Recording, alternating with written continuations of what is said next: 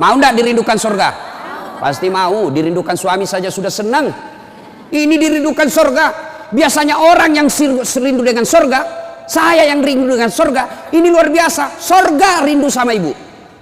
Mau ibu? Oh, di Makassar kok saya bilang mau, bergetar itu masjid. Begitu kencangnya suaranya ibu-ibu. Mau ibu? Oh, saya baru sadar ini orang Jawa lembut suaranya. Oh, Jawa rupanya di sini ya. Kalau mau kata Nabi saya kasih rumus 4 aja bu, enggak 7, enggak 10, 4 saja. Lebih susah syaratnya jadi caleg. 4 aja syaratnya. Apa itu kata Nabi? Inilah yang kita akan bahas hari ini. Wanita dirindukan surga. Ya, saya dikasih judul menjemput rezeki, tapi rasa-rasanya judul ini yang lebih tepat. Wanita dirindukan surga. Mau dirindukan surga ibu? Apalagi ibu-ibu ini yang depan saya yang sudah muka-muka sakaratil maut. Mau? 4 aja syaratnya bu. Catat. Ini oleh-oleh pulang pengajian. Ada ibu-ibu di Makassar pulang pengajian tidak ada oleh-olehnya. Saya tanya gimana pengajiannya? Alhamdulillah hebat. Bagaimana ceramahnya? Hebat memang itu Ustaz. Jago dia ceramah. Apa dia bilang? Saya sudah lupa Ustaz. 1 jam kita ceramah tidak ada dia ingat. Nah, itu pentingnya bawa buku, dicatat. Karena ibu-ibu ini yang sudah usia-usia senja, otaknya ini ibarat kaset sudah kusut. Cicilan belum lunas, suami mau kawin lagi, anak rewel, kan repot itu otaknya. Nah, maka kalau dicatat, ibu saya di rumah biasa kalau ada saya tulis lebar-lebar besar baru saya tempel dekat panci. Kenapa? Karena panci paling sering dikunjungi atau cermin. Nah, itu ibu catatannya tempel di cermin nanti itu bu. Suruh anaknya ketik baik-baik, rapi, tempel di cermin supaya selalu diingat. Ini 4 aja syaratnya ibu dirindukan surga. Tidak ada hadis mengatakan laki-laki dirindukan surga. 1, kata Nabi, aqimis shalah, dirikan sholat.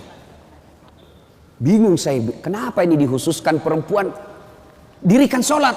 Kalau mau dirindukan surga, oh usut punya usut, ternyata perempuan memang paling sering lalai dalam sholat.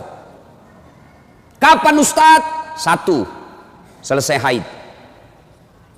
Tuh kalau iman tidak baik bisa haidnya 4 hari, dia tambah bonus 2 hari. Ya kan? Iya. Dia bilang suaminya, biasanya haid cuma 4 hari.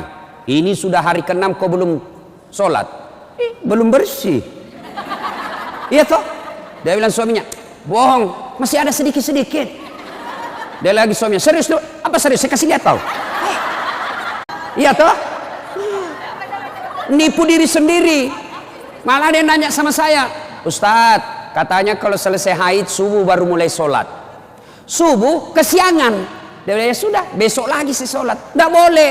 Duhur bersih, duhur sholat.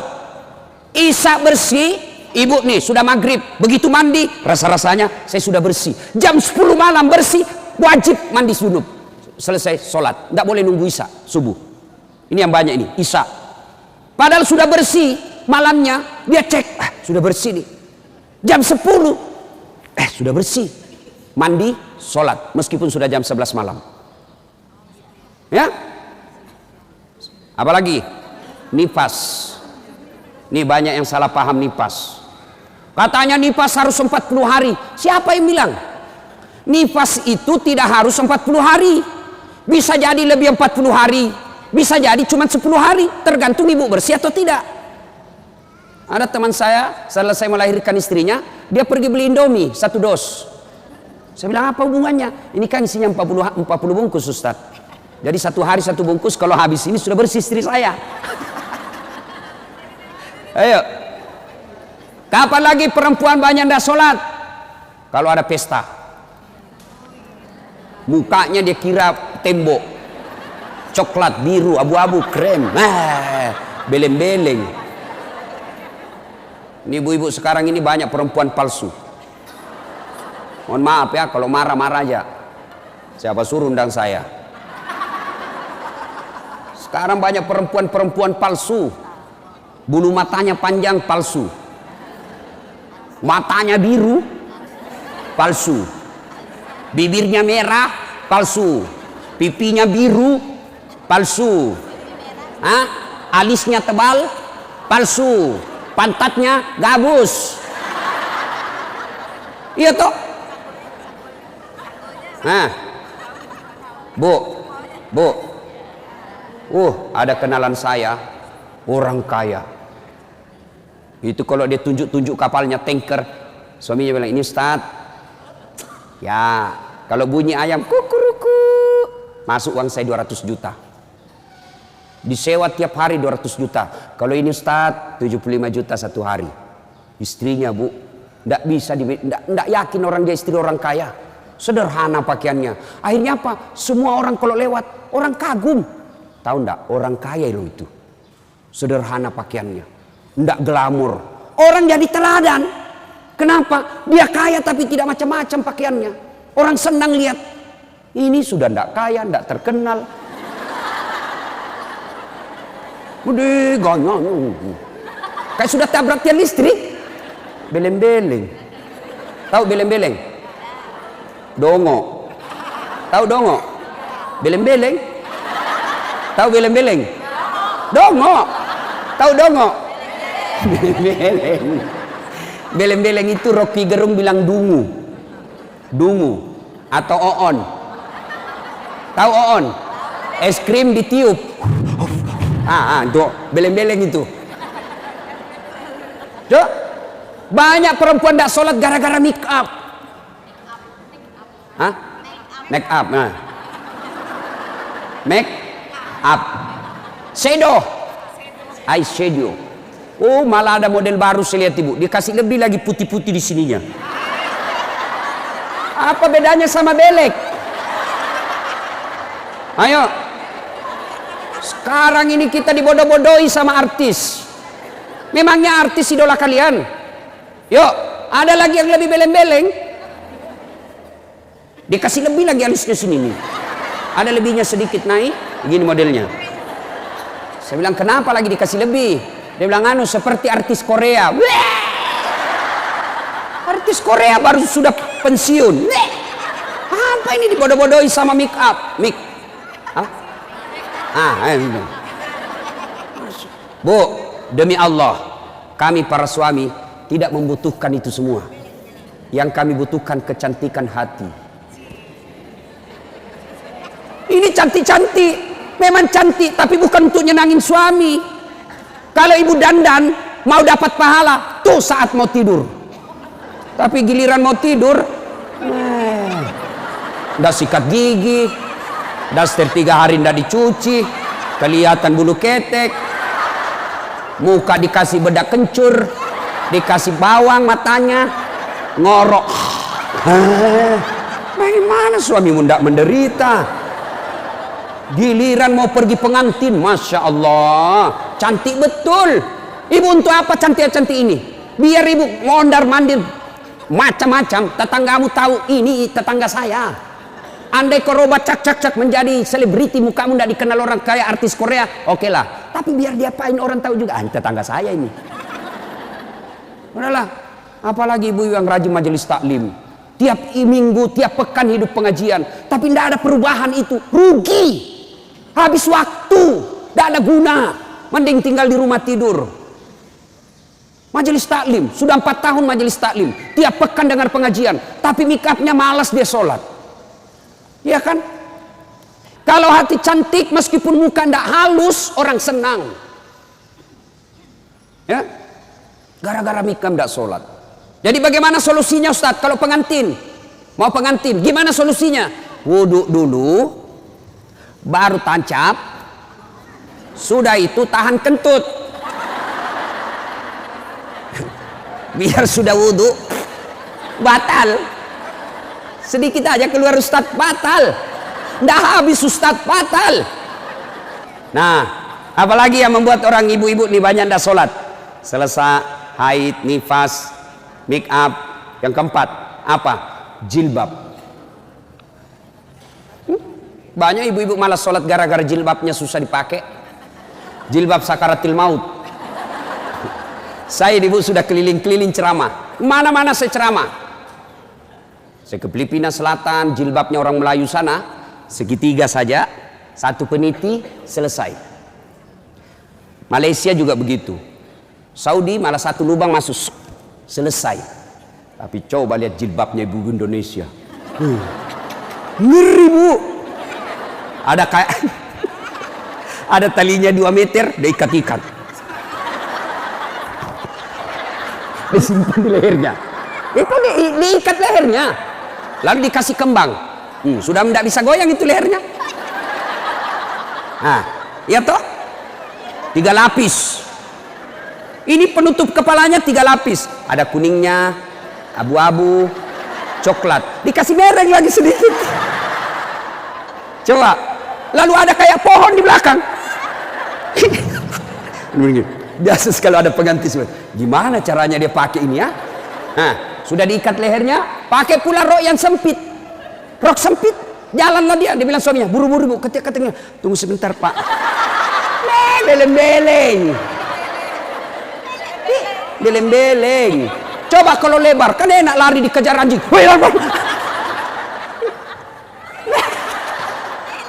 Beleng-beleng. Ayo bu, sudah berapa tahun majelis taklim? Sudah berapa tahun hadir pengajian sini? 5 tahun. Mestinya pakaian seperti itu ditinggalkan. Apa dilarang? Tidak dilarang. Cuma kalau gara-gara itu tidak sholat, hancur ibu. Pergi pengantin, make upnya luar biasa, jilbabnya susah. Tiba waktu sholat, dia bilang suaminya, bu, ini sudah mau hampir asar, kok belum sholat duhur? Kok pergi sholat? Sadar loh pak. Ya saya sadar, saya suruh kau sholat. Sadar loh pak. Ya saya sadar, ya saya suruh sholat. Tapi sholat, apa kata? Kau tidak lihat ini jilbab saya? Ini 2 jam. Beleng-beleng. Ayo, sudahlah, bu. Apa yang saya sampaikan ibu pasti iyakan. Perempuan cantik, tidak terlalu cantik, tapi dia kaya, istri bangsawan, ya, populer, tapi pakaiannya sederhana. Itu yang jadi orang senang. Coba kan, dia sudah kaya, cantik, banyak duitnya, terkenal, tinggi sekolahnya, tapi pakaiannya seadanya. Masya Allah, orang semua jadikan teladan. Nah, coba lihat itu nak, itu ibu kaya loh, terkenal, banyak duitnya, tinggi sekolahnya, tapi lihat nak, pakaiannya sederhana. Nah, saya mau kok seperti itu nanti nak. Coba lihat. Apa Khadijah terkenal dengan jilbabnya yang mewah? Apa Aisyah terkenal dengan lipstiknya yang banyak? Enggak kan? Tapi karena apa? Karena akhlak. Ngapain kita cantik-cantik akhlak kita jelek? Daripada beli make up 700.000 per bulan, ibu sudah 60 tahun, yuk lebih baik beli lipstik palsu harga 10.000, 690.000, nih bawa ke masjid, itu tabungan akhiratmu. Ada sekali jalan 1 juta nempel. Daripada itu 1 juta, ada lebih gila. Apa itu? Saya pernah lewat di Makassar, salon, gambar jari-jari begini. Saya tanya sopirku, apa itu? Ini salon Ustadz. Salon apa? Ibu-ibu gunting-gunting kuku. Apa namanya bu? Udah tahu semua ini. Apaan? 25.000 satu jari, berarti 10 jari. 250.000. Apa lebih tidak enak itu 250.000 kau tabung untuk akhiratmu dikubur? Ya bu, ya. Lipstick 20.000, eyeshadow 70.000. Ini alis 70.000. Sudah berapa habis duit kita? Ya. Dengar ini yang suka cukur-cukur alis. Laknat Allah kata Nabi bagi mereka yang mencabut dan mencukur alisnya. Nggak usah baku lihat ibu. Boleh gambar alis, boleh, tapi jangan pakai tato. Ini tato alisnya, tak haram itu bu. Mau gambar alis silahkan, pakai pensil celak. Nggak ada pensil celak Ustadz, cari krayonnya anak. Nah ya, kalau ada pengantin, ibu-ibu silakan make up, tapi jangan berlebih. Jangan gara make up dan jilbab ibu tidak sholat padahal sudah 5 tahun majelis taklim. Auzubillah min zalik. Tidak ada gunanya itu. Maka tunaikan sholat dengan sebaik-baiknya, ibu akan dirindukan oleh surga. Saya sudah sholat Ustadz, Kenapa hidup saya masih susah? Berarti sholatnya belum sempurna. Ada yang di sini sakit ibu, asam urat, gula, kecil buat Allah sembuhkan itu. Kecil. Apa susahnya Allah sembuhkan penyakit itu? Kecil. Cuma kadangkala ketika kita sakit kita lupa Allah. Kita lebih senang ke dokter. Emang dokter yang sembuhkan penyakit? Ya. Mohon maaf kalau ada dokter di sini. Sampai detik ini saya belum pernah ketemu dokter yang hebat. Kenapa? Begitu saya ke dokter, saya juga yang kasih tahu penyakitku. Iya toh. Assalamualaikum dok. Waalaikumsalam Ustaz. Masih sini Ustaz. Kenapa Ustaz? Menceret-menceret dok. Mules terus perutku dok. Kenapa bisa? Dalam hatiku, ya urusanmu dong kalau dokter. Masa saya kau tanya? Yang hebat kalau baru muncul, Ustaz pasti menceret. Itu yang hebat. Tapi kan tidak. Allah tanpa diberitahukan, tanpa curhat, Allah tahu apa penyakitnya ibu. Maka datang sholat. Sudah itu sholat, sudah itu sholat, sudah itu sholat, baru ke dokter. Ayo perbaiki sholat ibu. Tidak ada susahnya Allah kasih dunia. Ustaz, saya sudah 30 tahun rantau ke Jogja, tidak bisa beli rumah Ustaz, masih ngontrak-ngontrak. Tidak usah cari jawabnya, periksa sholatmu. Saya sholat Ustaz, kok begitu hidupku? Berarti belum ikhlas. Mana buktinya belum ikhlas? Suka nunda-nunda sholat. Asar sholatnya dekat duhur. Duhur sholatnya dekat asar. Berarti ibu perhatikan ya. Coba, sholat maghribnya itu juga wudhunya asar, itu juga maghrib, itu juga isya, karena berdekatan. Itu tidak ikhlas. Sholat Ustaz, betul ibu sholat, tapi pakaiannya itu juga dipakai masak, itu juga dipakai bertetangga, itu juga dipakai ke pasar, itu juga dipakai tidur, tidurnya ngiler lagi. Ini. Pas dibangun suaminya, dipakai lagi sholat, najis. Pantas 30 tahun sholat, sholatnya tidak bisa memperbaiki hidupnya. Kenapa? Sholatnya tidak sesuai yang diajarkan Nabi. Saya sholat Ustaz, betul ibu sholat, tapi tidak semangat. Allah.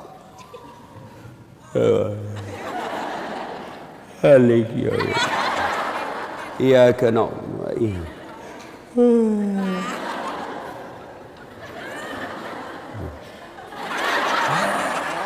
Ada juga yang sholat seperti itu.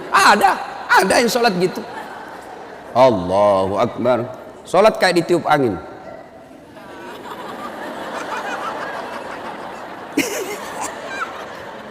Ayo, ada juga yang sholat semangat. Yang ketawa karena ibu membayangkan diri sendiri. Ada juga yang sholat cari duit. Allahu Akbar. Iya kena berdoa. Duit saya tadi 100. Beli sayur 50.000. Beli pulsa 20.000. Allahu Akbar. Mana yang 30 ya? Selamat. Oh, di bawah sadel lah. Sepanjang sholat cari duit. Apalagi ibu sholat sambil masak. Canggih betul ini. Allahu Akbar. Tiba-tiba bau hangus. Allahu Akbar. Pantas 30 tahun sholat. Maka majelis taklim yang baik, majelis taklim yang faedah, majelis taklim yang manfaat, ada perubahan setelah dia ikut majelis taklim. Mungkin sebelum majelis taklim seperti itu sholatnya, pulang majelis taklim tidak seperti itu lagi. Ada perubahan, ya. Karena juga itu majelis taklim saya lihat lomba baju seragam. Malah ada yang curhat sama saya, Ustadz bubar saya majelis taklim Ustadz. Kenapa? Belum lunas seragam kita, ada lagi yang baru. Itu. Padahal yang mau beli seragam ini ya pengurusnya hanya 5 orang aja. Ya, yang kaya-kaya ini aja berdiskusi 5 orang, jelek mulai kabur, nih ada nih yang baru, ganti lagi, orang belum lunas diganti lagi. Majelis taklim yang baik bukan yang banyak seragamnya, tapi yang tambah ilmunya, tambah akhlaknya, itu yang baik. Ya, perbaiki sholat, bu ya, bu, sholatullah ala toha salatullah salamullah ala yasin habibillah Biasanya kalau saya ceramah ada air di samping saya. Cari-cari ini dilupa ini panitia. Satu ya. Satu ibu. Sholat. Maka ibu, halo ibu. Ibu. Bu. Ibu ndak usah cemas kalau anaknya ndak tahu bahasa Inggris. Ibu ndak usah cemas kalau anak taunya ndak tahu bahasa Korea. Ibu ndak usah cemas kalau anaknya ndak punya kerja, pengangguran. Ndak usah cemas. Yang ibu cemaskan kalau anaknya sudah mau dilamar masih tidak sholat. Itu yang ibu perlu cemaskan. Ya, kan ibu-ibu sekarang hebat betul anaknya Ustaz. Kenapa? Tuh masih SD sudah pintar bahasa Inggris. Apa hebatnya? Banyak yang begitu. Tidak percaya? Ibu ke Inggris. Demi Allah bu, anak-anak di sana baru belajar bicara pakai bahasa Inggris. Apa yang hebat? Banyak yang begitu. Yang hebat anaknya ibu, sampean punya anak, panjenengan punya anak, pergi majelis taklim, pergi ke pasar, anaknya yang masih SMA nelpon ibunya, matur nuwun bu, ini sudah duhur, bu sudah sholat enggak? Ibu sudah kaya itu. Asar lagi nelpon lagi anaknya, mak, lagi di mana mak? Masih di tempat kajian nak, masih di tempat arisan. Mak, ini sudah asar. Jangan sampai ibu sibuk ngurus arisan lupa sholat. Itu anakmu yang kaya. Pernah di SMS begitu anaknya bu? Pernah? Paling di SMS, mak kirimi pulsa. Maka ibu dari kecil anak-anak diperkenalkan sholat. Ya, mau dirindukan surga? Syarat pertama, aqimis shalah. Dirikan sholat. Tidak cukup yang 5 waktu, tambah sunnah. Sunnah apa Ustadz? Yang sederhana. 1, sholat sunnah duha. Ibu-ibu, ada enggak di sini yang punya tanah 1 juta hektar? Anda usah 1 juta. 100 hektar ada di sini bu? Ada? Enggak ada. Tapi ibu mau enggak punya harta lebih dari 100 hektar? Lebih dari 1 provinsi. Mau?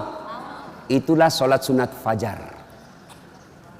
Ayo, 2 rakaat sebelum ibu sholat subuh.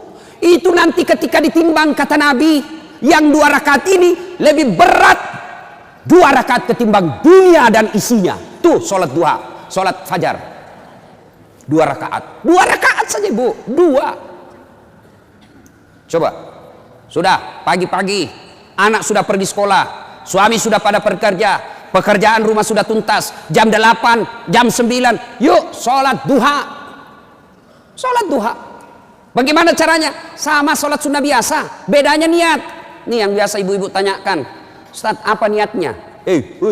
Bu, niat itu bukan bahasa mulut. Niat itu bukan bahasa lisan, niat itu di sini. Coba lihat orang Arab kalau ibu pergi umroh. Coba lihat umumnya orang Arab. Jalan, berdiri langsung Allahu Akbar. Iya toh? Kalau kita kan lama dulu ibu, loading.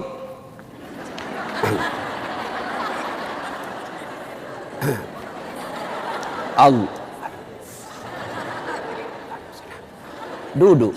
Saya tanya, kenapa tidak jadi sholat ibu? Saya lupa sholinya. Boleh tidak ucapkan. Mau ucapkan silahkan. Sholli sunatal duha raka'ataini lillahi ta'ala. Saya niat sholat sunnah duha 2 rakaat. Sunnah hukumnya bagi saya lillahi ta'ala. Allahu Akbar. Tuh. Nggak hafal juga itu Ustaz. Ambil jalan pintas. Berdiri tegak. Menghadap ke kiblat. Baru ibu bilang begini. Tuhan sholat sunnah duha ya. Allahu Akbar. Boleh. Benar boleh bu. 2 rakaat berikutnya ulang lagi. Tuhan masih seperti yang tadi. Allahu Akbar. Boleh benar. Daripada ibu nunggu bahasa Arabnya, ndak hafal, ibu ndak sholat. Itu sholat duha ibu. Bu, suami pergi cari nafkah. Anak sudah pergi sekolah. Ibu sholat duha, 2 rakaat salam, 2 rakaat salam, 2 rakaat salam, 2 rakaat salam. Boleh 2 rakaat, bagus 4 rakaat. Lebih utama lagi 6 rakaat, lebih mulia lagi 8 rakaat. Boleh 2, boleh kalau ibu sibuk 2 aja boleh. Bacaannya sama sholat sunnah yang lain. Nggak hafal banyak ayat-ayat Ustadz, ya sudah yang ibu hafal aja. Kul ya sudah kul aja. Rakaat pertama kul huwallah, rakaat kedua kul huwallah lagi. Nggak apa-apa. Jelas. Selesai sholat duha, ibu duduk menghadap kepada Allah, mengadu kepada Allah. ya Allah yang maha kaya, tiadalah datang rezeki tanpa pertolongan dan bantuan. Engkau yang mengatur rezeki suami saya. Suami saya datang pergi menjemput rezeki ya Allah. Jika rezeki suami saya masih di atas langit, turunkan ya Allah. Jika masih dalam tanah, munculkan ya Allah. Jika masih jauh, dekatkan. Jika masih sedikit, cukupkan. Dan yang lebih penting ya Allah, berkahkan. Doa tidak harus bahasa Arab. Banyak orang selesai sholat baca doa, tapi dia tidak tahu apa intinya doa. Doa itu tidak harus bahasa Arab. Nih rezeki saya, belum sholat duha ini sudah keluar, langsung dua, ada pula rotinya, masya Allah ya. Coba ibu, doa itu kalau bahasa Bugisnya mapaletu, bahasa gaulnya curhat. Silakan ibu curhat, bahasa hati, bukan bahasa Arab. Ibu bahasa Arab belum lagi salah ucap, tidak ngerti apa yang ibu baca. Malaikat bingung, apa maksudnya ini ibu ini? Apa maksudnya ini ibu? Mau minta rezeki ternyata doanya apa? Minta anak. Bingung kan malaikat. Jadi boleh ibu, ya Allah, bukakan pintu rezekiku ya Allah. Mudahkan suamiku memperoleh rezekinya ya Allah. Sudah itu SMS suami, bang, jangan menghalalkan segala cara. Baru aja aku doakan abangku selamat dalam mencari nafkah. Salam sayang selalu dari istrimu di rumah. Senang itu. Saya ibu, itu istri saya. Kalau dia SMS begitu, saya kasih lihat semua temanku. Istriku ini SMS-nya. Coba SMS begitu suaminya bu. Jangan galau bang, jangan putus asa bang. Rezeki Allah yang tentukan. Selama abang berusaha, rezeki itu ada. Pun kalau terbatas, percayalah saya tetap setia mendampingimu. Pernah SMS begitu suaminya? Paling SMS-nya bang, jangan lupa singgah beli gas ya. Yuk, sholat duha. Saya banyak dosa Ustaz. Saya perempuan hijrah. Dulu banyak betul maksiat saya lakukan Ustaz. Masa muda saya suka gaul. Masa muda saya selalu ke tempat hiburan malam. Masa muda saya selalu maksiat. Allah jelaskan, wala tai'asu mir rauhillah. Bu, jangan putus asa. Ibu jangan putus asa. Besar dosamu tapi ampunanku jauh lebih besar. Gimana caranya? Yuk sambut dengan salat sunnah taubat.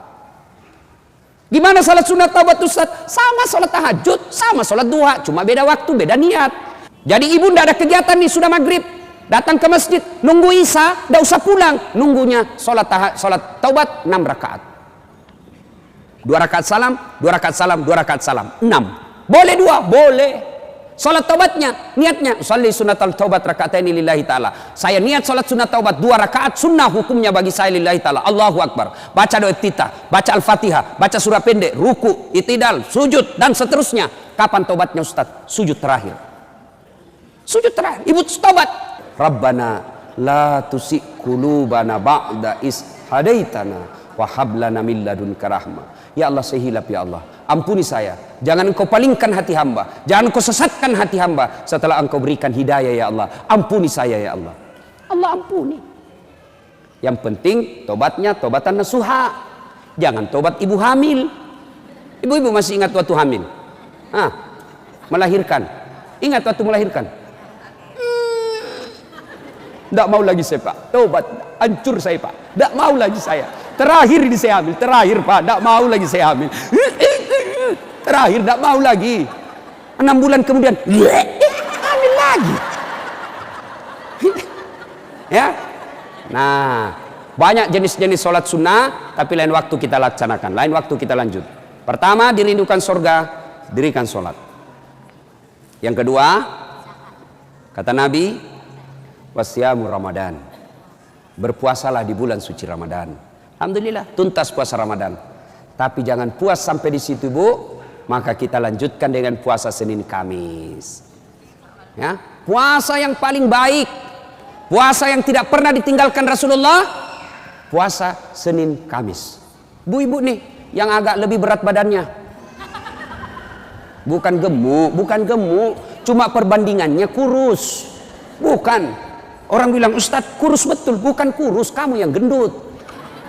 Yang lebih berat badannya, yuk terapi Senin Kamis. Senin Kamis, ibu-ibu mau sehat Senin Kamis. Bagaimana? Mulai Kamis ini jangan pernah lagi lepas puasa, bangun, makan sahur. Ternyata jam 9 lupa kalau puasa, makan aja. Terbiasa kan setiap pagi kita sarapan. Nah, Kamis ini kita mulai, karena kebiasaan kita bertahun-tahun sarapan, ya sarapan makan. Begitu lagi selesai, wih, Kamis, ternyata saya puasa, lanjut, boleh. Yang tadi 1 mangkuk, rezeki. Ibu lupa, ternyata siang makan lagi. Wih, Kamis, puasa, lanjut lagi Bu. Benar, ibu lupa, lanjut, boleh. Ternyata asar, ada lagi kasih es cendol. Saya puasa, sudah, rezeki ibu itu. Yang penting betul lupa. Saya sering begitu Ibu. Lanjut, karena saya lupa. Orang lupa tidak kena hukum.